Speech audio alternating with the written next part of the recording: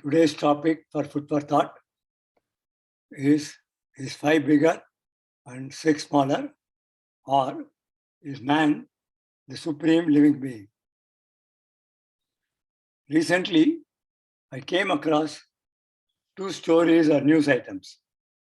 First is the story of elephants. Elephants continue to live as large families and exhibit better cooperation than man. We have all heard about the elephants, how they help each other and their young ones in distress, and every member of the family waits until the fallen elephant is rescued. You would have noticed how they thank the humans with gratitude when the latter extend help in rescuing any elephant from a well or ditch.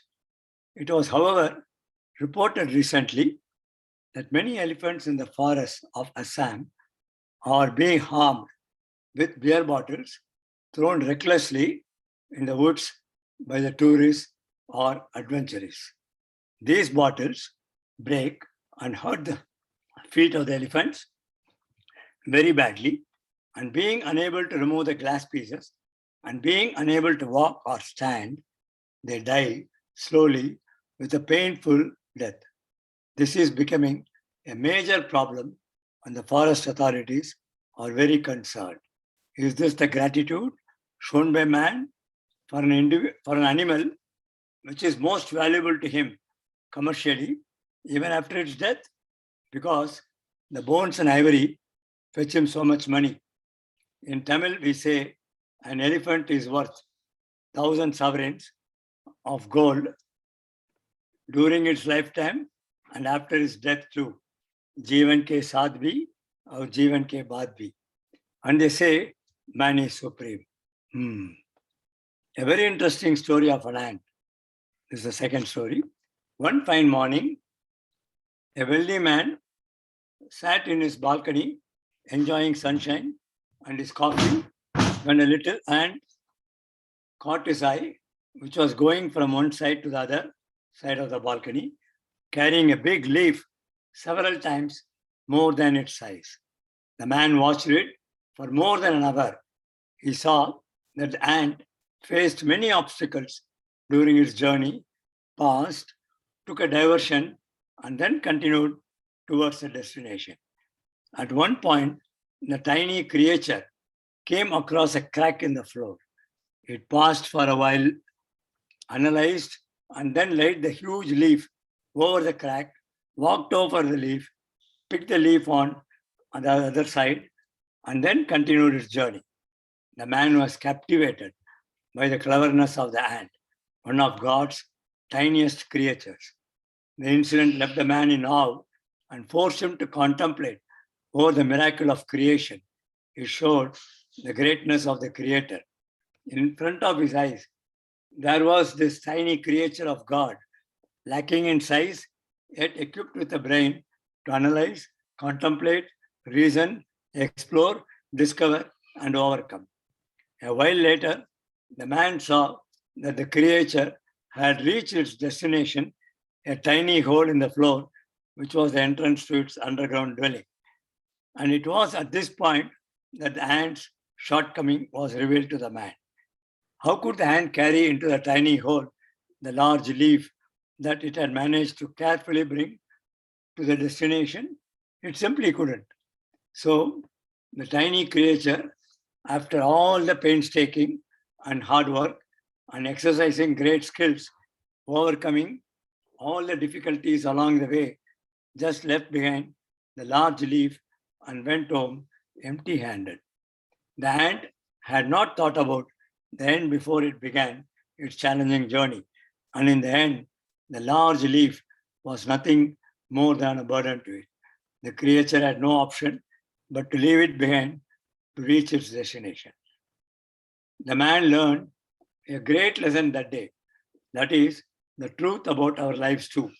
We worry about our family, we worry about our job, we worry about how to earn more money, we worry about where we should live, what kind of vehicle to buy, what kind of dresses to wear, what gadgets to upgrade, who should win a war thousands of miles away, only to abandon all these things when we reach our destination.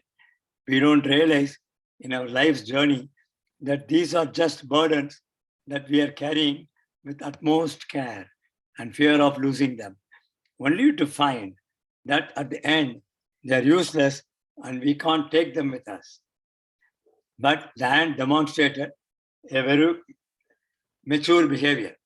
These two wonderful but true stories reminded me of a famous poem by a Tamil poet, Vairamuthu. Poet Vairamuthu was also a follower of sky system, and he was in fact a speaker at the centenary celebrations of our Maharishi, which was held in a grand scale in Chennai on the 100th birthday of the greatest sage of our times on 14th August 2010. The interesting poem of Vairamuthu is titled Aindu Peridu, Aru Siridu, which is the title of my topic today. It literally means that 5 is bigger than 6.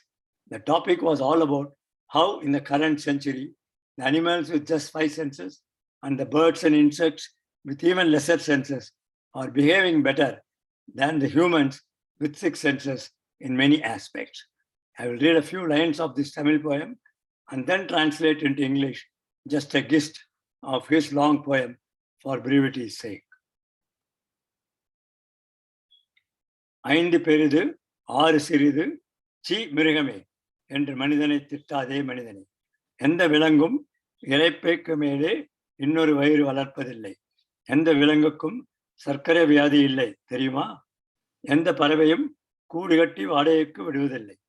எந்த விலங்கும் தேவையற்ற நிலம் திருடுவதில்லை. கவனி மனிதனே, கூட்டு வாழ்க்கை இன்னும் குலையாதிருப்பது காட்டுக்குள்ளான். அறிந்தால் ஆச்சரியம் கொள்வாய். கர்ப்பவாசனை கண்டு கொண்டால் காலை பசுவை சேர்வதில்லை. ஒருவனுக்கு ஒருத்தி உனக்கு வார்த்தை புறாவுக்கு வாழ்க்கை. எந்த புறாவும் தன் ஜோடி அன்றி பிற ஜோடி தொடுவதில்லை.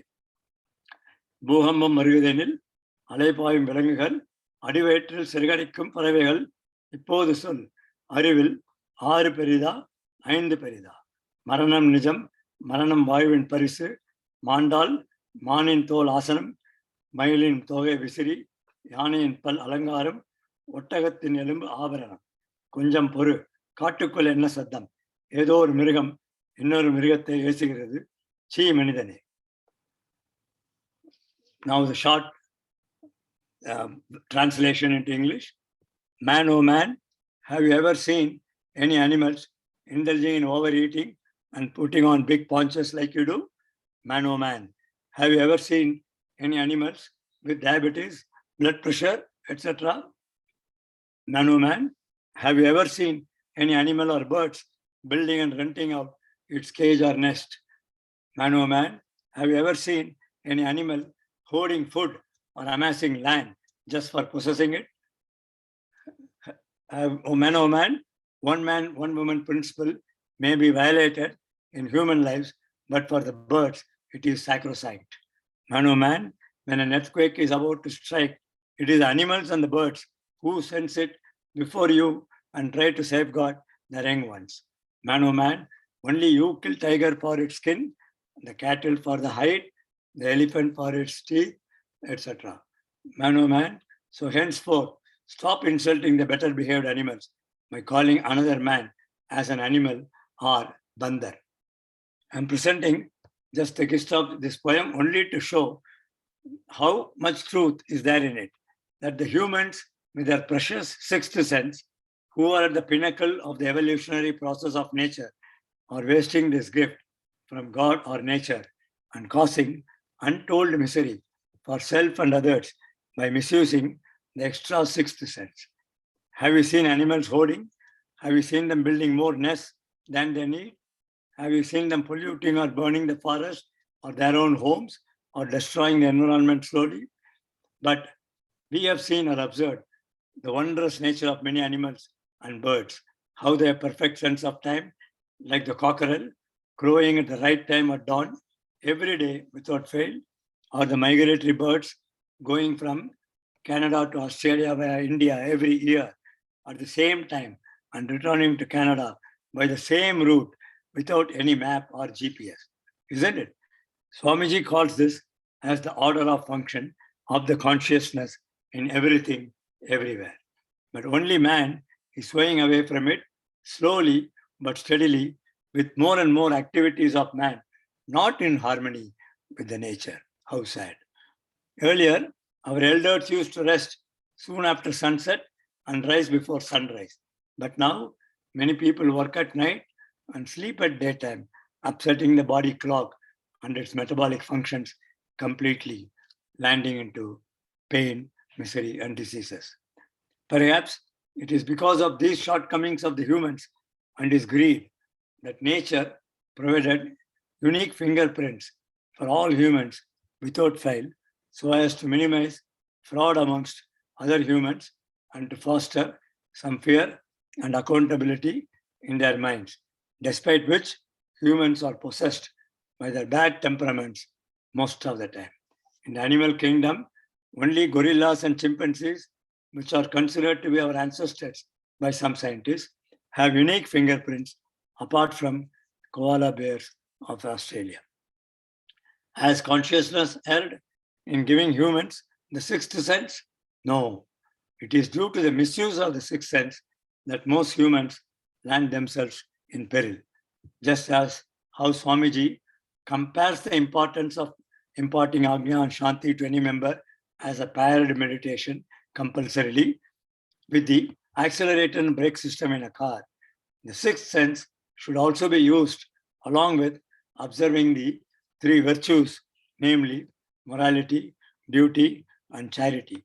It is a failure to do so that has landed us in the deep turmoil that the world is in today. Let me now tell you one more story or incident from Mr. T. N. Session's life. During the course of a management seminar, Mr. T. N. Session, former Chief Election Commissioner, shared an incident he had experienced while traveling in Uttar Pradesh with his wife. As they were traveling by road, they saw large mango trees filled with sparrow nests. Session's wife decided to carry two nests to their home. The police escort called a young boy who was grazing animals and asked him to bring down two nests from the tree and offered to pay him 10 rupees. The boy refused, even as Session raised the offer to rupees 50 and then to 100. The boy still refused and told Mr. Session and his wife, Sahib, I will not do it for whatever you will give. Inside these nests are baby sparrows. If I give those nests to you in the evening, when the mother sparrow returns with food for the babies and does not find them there, she will cry. I do not have the heart to see that. Session and his wife were taken aback and felt very small. Session later recounted that his position and the IAS label melted away simply in front of that little boy. He stood in front of the young boy, feeling as small as a mustard seed. He added that after returning home, this incident continued to haunt him with guilt and shame for several days. Education, position, or social status is never a yardstick for the measure of humanity. There is nothing greater than love. Let us not forget that knowledge is to know, love, and understand the beauty of nature. We don't achieve anything by gathering a lot of knowledge as long as that knowledge does not get transformed into wisdom. And wisdom is useless as long as we don't apply it with love in our daily lives. As Swamiji says, God, that is consciousness, is nothing but love and compassion. Let us now see how we can liberate ourselves from these shortcomings based on our Swamiji's teachings. Meditate, introspect, and learn to love and live in harmony with the nature. The earth does not belong to man, but the man belongs to it. Alexander the Great realized it only after conquering a large part of the inhabited earth and only after he fell sick. That is why he wanted both his hands to be kept empty and outside the coffin to show to the world that though he was a great king who amassed massive wealth, he was going barehanded in the end. Unfortunately, the 21st century man seems to have forgotten this again. That is why some world leaders are still focused in annexing more countries again, though they are very well aware that this is causing loss of human life and affecting the economic progress all over the world and their own health too. All these show that we have gained more knowledge but lost our wisdom. And as Mr. Session has said, wisdom is useless unless we learn to apply it with love for humanity and Mother Nature in our daily lives. Vedatri Maharishi has penned his entire philosophy very beautifully in his book, The Journey of Consciousness for the Harmonious Living of both a novice and the expert. He has sketched his solutions to our problems in 24 beautiful chapters. Let me just read that. 1 second, please.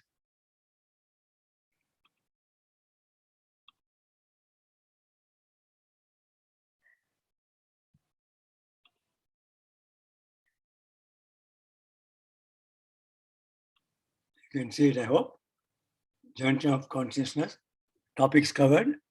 Purpose of yoga, value of yoga, karma yoga, duty consciousness, almighty, truth and consciousness, life, body and mind, attachment, detachment and moderation in enjoyment, philosophy of life, analysis of thought, basing of desires and moral values, neutralization of anger, benefits of blessing, eradication of worries, avoiding imaginary expectations, self-realization, harmony in life, the greatness of women, economic equality for peace, Vedatri law of unified force, evolution of the universe, evolution of living beings, God and man, simplified Kundalini Yoga, and myths regarding reincarnation and how to understand aging.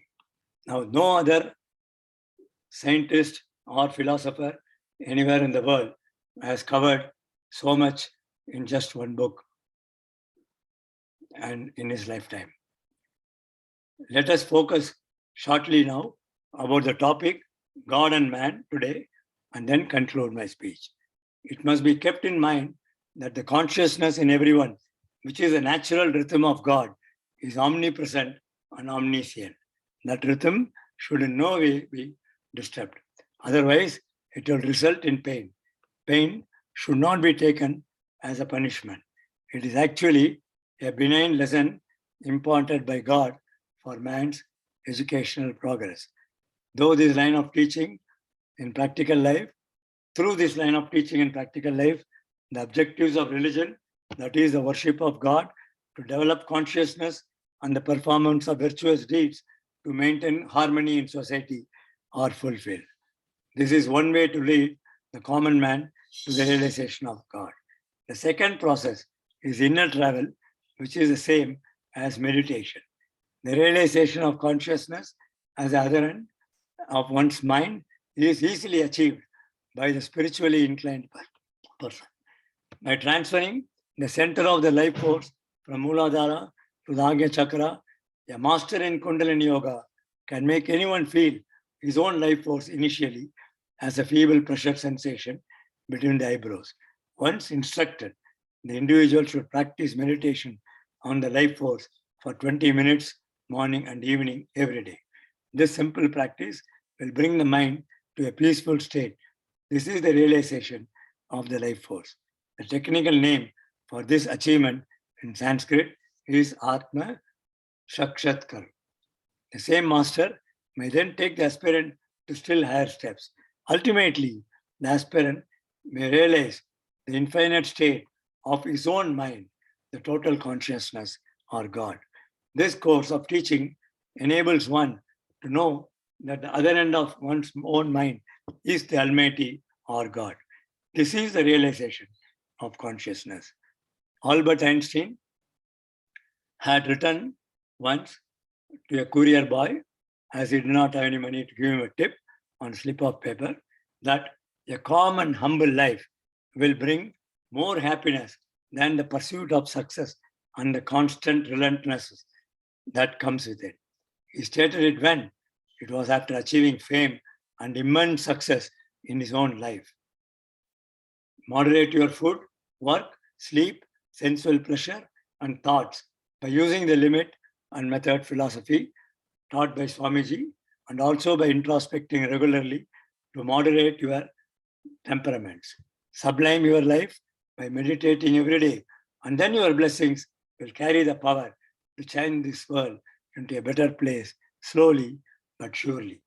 May we all practice the sky techniques and become realized souls, showing the way to the world to lead a life of love and compassion, utilizing our sixth sense to its full potential and thus promoting perfect harmony between man, society, and nature. May the humanity as a whole develop in spiritual knowledge and enjoy a harmonious, blissful, and peaceful life. வாழ்க வளமுடன். ஆப்ஜியே Samridh. Be blessed by the divine bliss. Thank you. வாழ்க வையகம்.